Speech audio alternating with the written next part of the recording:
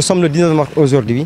Il y a 22 ans, exactement jour pour jour, le professeur président Abdoulaye Wade accédait à la magistrature suprême du Sénégal, donc comme président de la République. Aujourd'hui, depuis quelques années, on a pris l'habitude de célébrer l'alternance, la première alternance politique et économique intervenue au Sénégal sous l'égide du professeur président Abdoulaye Wade. La raison de cette rencontre d'aujourd'hui, en réalité, on avait prévu de faire un panel pour rendre hommage à Abdoulaye Wade, le chantre de la géopolitique africaine, l'icône africain, comme je l'ai consacré dans mon ouvrage qui doit paraître très prochainement. Ce n'est pas une publicité.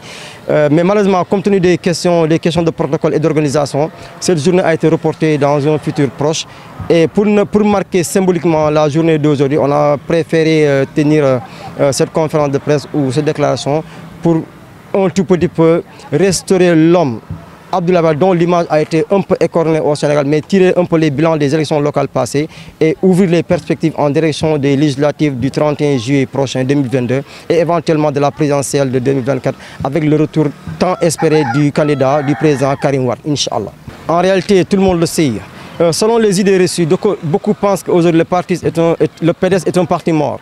Je regrette, je défie quiconque qui pensait que le PDS est un parti qui meurt. Non, le PDS ne meurt pas. Eu égard à sa trajectoire historique et politique, le PDS est un grand parti.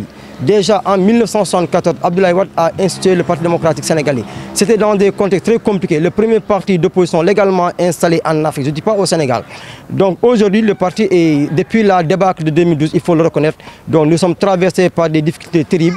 Et depuis 1996, le parti n'a pas connu le renouvellement de ses instances. Donc c'est des travers que nous traversons aujourd'hui. Rien n'est clair dans ce parti-là. Et nous l'avons senti récemment aux sorties des dernières élections locales, où voilà, tout le monde essaie d'aller un peu dans tous les sens. Ce qui a fait qu'à Ziguinchor précisément, on n'a pas pu présenter une liste à la communale. Alors que moi qui vous parle, Omar Sadio, j'étais le seul candidat déclaré à la candidature du Parti démocratique sénégalais et de notre coalition Wallou. Jusqu'au soir du 30 novembre 2021, je suis le seul candidat déclaré. Mais malheureusement, comme vous l'avez constaté, on n'a pu présenter qu'une seule liste.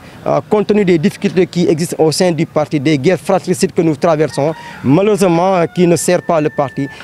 La sortie d'aujourd'hui s'inscrit un peu dans ce sens-là pour appeler tous les frères et sœurs donc, à la raison, essayer de remobiliser, redynamiser le parti en perspective des prochains jours électoraux qui viennent, notamment la législative et la présidentielle.